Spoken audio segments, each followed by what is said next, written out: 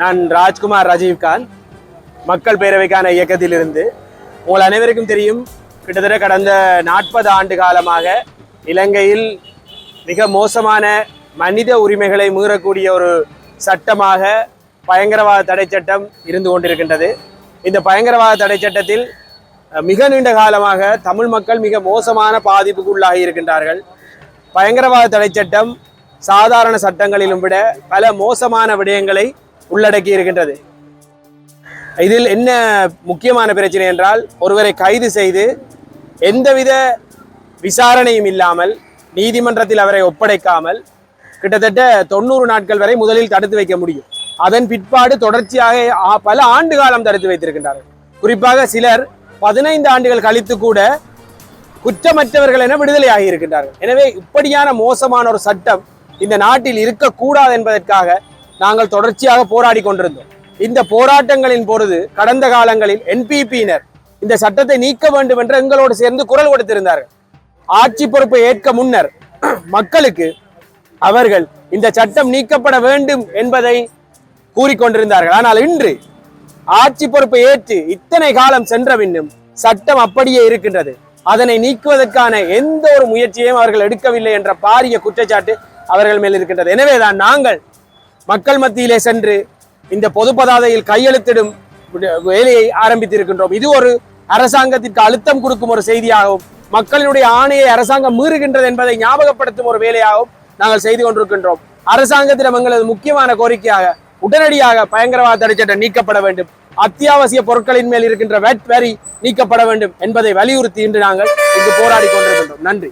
වසන්ත මුදලිගේ මහජන කවුන්සිල් ව්‍යාපාරය වෙනුවෙන් නියෝජිත. අපි අද දවසේදී යාපනයේ නගරයට ඇවිල්ලා ත්‍රස්තවාදයේ වළක්වීමේ පනත අහෝසි කරන ලෙස බල කරමින් විරෝධතා පෙස්සමක් අත්සන් කරනවා. ඒකට හේතුව තමයි ත්‍රස්තවාදයේ වැළැක්වීමේ පනත පහුගිය කාලෙක ලංකාවේ ආందోලනාත්මකව කතා කරපු පනතක්. ඒ පනත එක එක කාලවලදී ලංකාවේ විවිධ ජන කොටස් වලට මර්ධනය කැඳවීම සඳහා පාවිච්චි කරපු පනතක්. අපි දන්නවා 71 අරගලයෙන් පස්සේ ජනතා විමුක්ති පෙරමුණ මර්ධනය කිරීම සඳහා 80 දශකයේදී එවකට හිටපු ආණ්ඩුව 1979 දී මේ පනත ගෙනල්ලා ඉවරලා 80 දශකයේදී 60000ක් ටයර් සායවල උඩ මරලා දැම්මා. ගිනි තියලා දැම්මා. අතුරුදහන් කරා.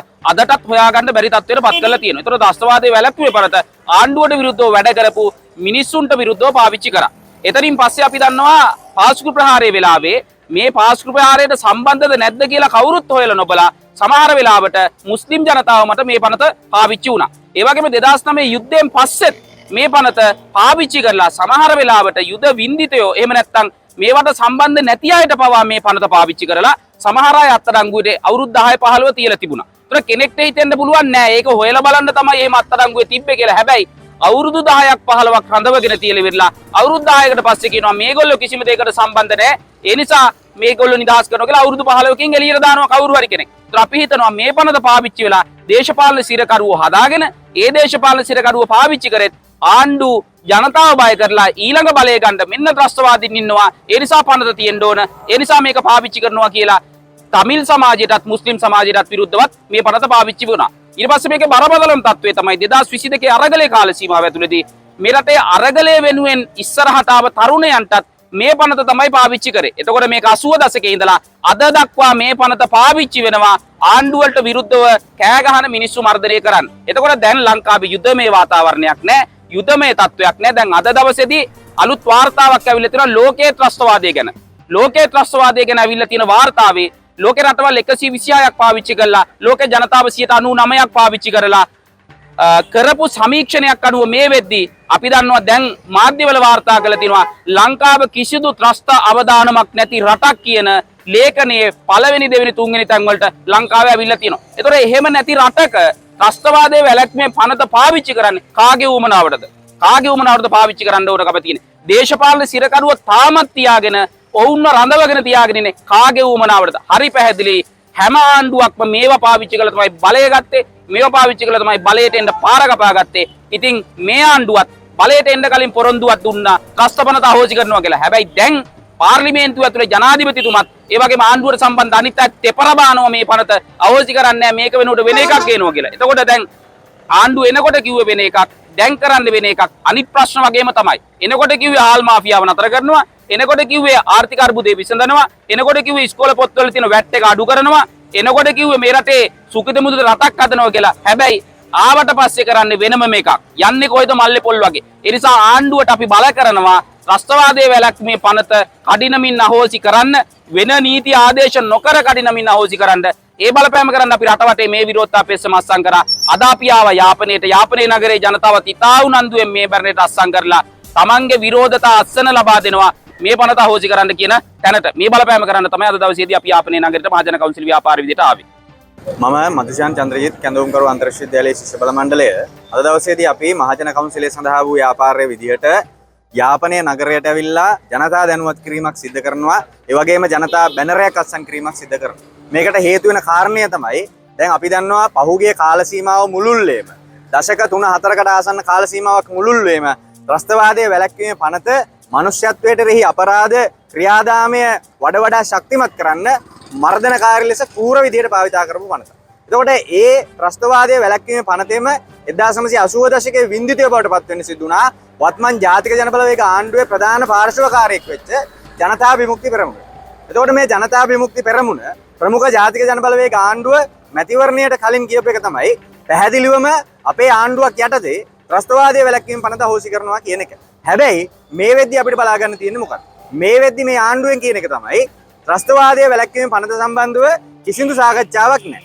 හැබැයි මෙන්න දැන් කියනවා සමහර ප්‍රකාශක ඉදිරියට ඇවිල්ලා ත්‍රස්තවාදයේ වැළැක්වීම පනත වෙනුවට වෙනත් ආකාරයකින් පනතක් ගේන්න සූදානම් කියලා. එතකොට ප්‍රශ්නේ තියෙන්නේ ත්‍රස්තවාදයේ වැළැක්වීම පනත වෙනුවට ඒක අයින් කළා ඒ සමාන වෙන පනතක් ගේන එකෙන් මේ ප්‍රශ්නෙට උත්තරයක් හොයන්න බෑ. අපි දැක්ක පහුගිය කාල සීමාවෙදී රටේ ජනතාවගේ ප්‍රජාතන්ත්‍රවාදය හකුල්ලා දැම්මේ කොහොමද කියන එක මේ ත්‍රස්තවාදයේ වැළැක්වීම පනත භාවිතා කළා. අඩුම තරමේ මිනිස්සෙක්ට කතා කරන්නවත් නිදහසක් නැහැ.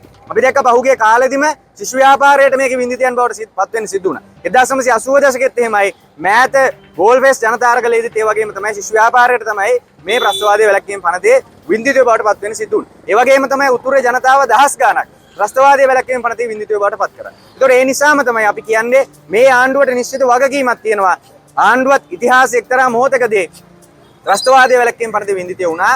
ඒ නිසා මේක අහෝසි කිරීමේ අනිවාර්ය මගහැරිය නොහැකි වගකීම උන්ට තියෙනවා. ඒ වගේම තමයි මේ ආණ්ඩුව ඔවුන්ගේ ප්‍රතිපත්ති ප්‍රකාශනයේ සඳහන් කරා මේක අහෝසි කරනවා කියන කාරණය. ඒ නිසා මේක අහෝසි කිරීමේ අනිවාර්ය වගකීම තව තවත් මේ ආණ්ඩුව මත පැටවෙනවා. හැබැයි දැන් මේ ආණ්ඩුව මේ සම්බන්ධ සාකච්ඡාවක් ගන්න නැතුව යන නිසා තමයි අපිට මහජන කවුන්සිලය සඳහා වූ ව්‍යාපාරයේ විදියට රටේ ජනතාව ප්‍රජාතන්ත්‍රවාදය වෙනුවෙන් පෙළගස්වන රටේ ජනතාවට සංවිධානය වීමේ අවශ්‍යතාවය කියා දෙන ව්‍යාපාරයක් විදියට අපි නිශ්චිතවම රටේ ගමක් ගානේ ගිහිල්ලා ජනතා දැනුවත් කිරීමක් සිදු කරනවා. ඒකට මේකට සමගාමීව අපි මහජන පෙත්සමක් අත්සන් කරා. ඒ ජනතා පෙත්සම ජනාධිපතිවරයාට අපි වාර දුන්නා. ඒකට සමගාමීව අපි තවදුරටත් මේ වෙද්දී රට පුරා ගිහිල්ලා මහජන බැනරයක් අත්සන් කිරීම සිදු කරනවා. එතකොට ඒකේ එක්තරා සම්දිස්ථානයක් තමයි අද දවසේ යාපනයේ නගරයට ඇවිල්ලා මේ විදිහේ ජනතා බැනරයක් අත්සන් කිරීම සිදු කිරීම යාපනයේ ජනතාවත් ඇවිල්ලා මේකට ඉතා උනන්දුවෙන් ඕනෑකමින් අත්සන් කරනවා. ඒ වගේම තමයි ඔවුනුත් ඒක හඬින් කියා ඉන්නවා. ඔවුන්ට ඉතිහාසයේ වින්දිතයන් බවට පත් වෙන්න සිදු වෙච්ච ත්‍රස්තවාදයේ වැළැක්වීම පනත හොසි කළ යුතුයි කියන එක. ඒ වගේම තමයි අපි තවත් කාරණයක් සඳහන් කරනවා. මේ වෙද්දී අත්‍යවශ්‍ය ඖෂධ වලට, ආහාර වලට, පාසල් උපකරණ වලට 100%ක වැට් එකක් ගහලා තියෙන නිසා මේ වෙද්දී මේ රටේ ජනතාවට ඒවා මිලදී ගැනීමේදී බරපතල ප්‍රශ්නයකට මුහුණ දෙන්න සිදු වෙනවා. ඒ නිසා මෙන්න මේ ත්‍රස්තවාදයේ වැළැක්වීම පනත වහාම ඉවත් කරන්න ඒ වෙනුවට වෙනත් මර්ධනීය පනතක් ගේන්න අවශ්‍ය නැහැ. ඒ වෙනුවට රටේ සිවිල් නීතිය යටතේ, රටේ සාමාන්‍ය නීතිය යටතේ දඬුවම් පමුණවන්න පුළුවන්. ඒ නිසා මේ ත්‍රස්තවාදයේ වැළැක්වීම පනත අහෝසි කරන්න.